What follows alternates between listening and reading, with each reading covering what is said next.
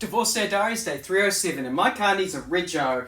So it's been, it's coming up on a year since the separation, and I kind of realised the other day that I still haven't got my Rego yet. And by the other day, I mean this was early January, so I decided I would go and have a look at the car, at which point I realised that my Rego was out by 1 or 2 months.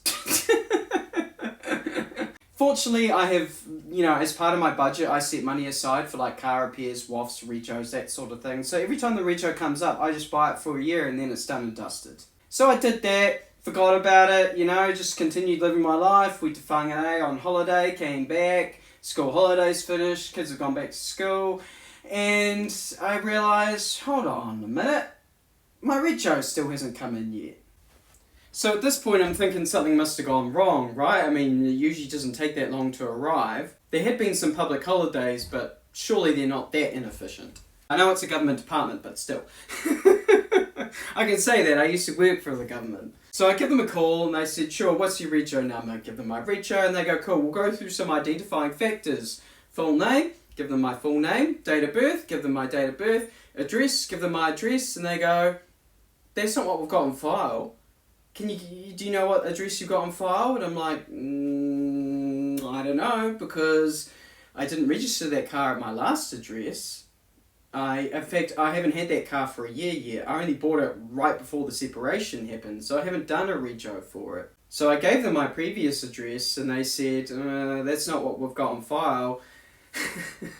And I'm like, what address have they got on file? They've got my name on it. What address do they have on it? No idea. So I updated my address and they said, okay, we can send another one out to you or we can just give you this reference number. Now with that reference number, I have to take it down to the local VTNZ or AA, which in the case of Rolleston is actually built into our Selwyn District Council building.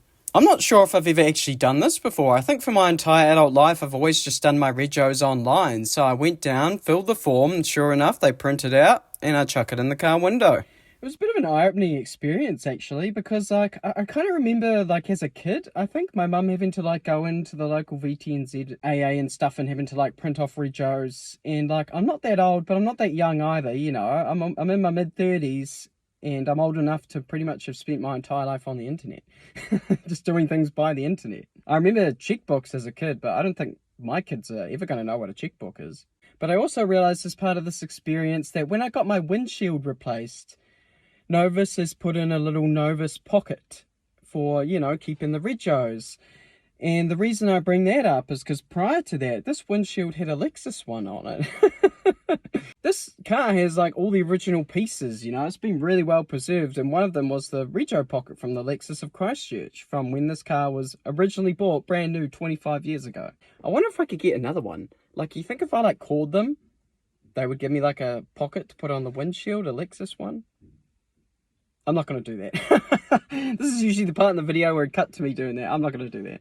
Well, I'm just going to go on a bit of a diversion, bit of a digression here, because I found out recently that one of my favourite artists at the moment, her name is Varna, I've been listening to her for about 6 months now. I wouldn't be surprised if she's my Spotify #1 this year.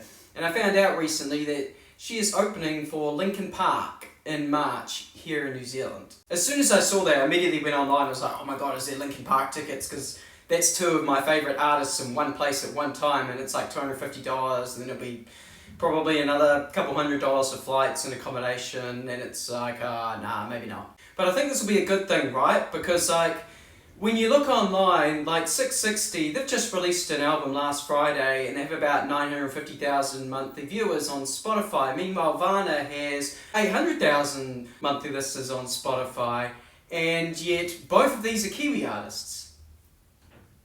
One of them is a household name, the other one I don't think I've ever met anyone else in New Zealand who actually listens to her music.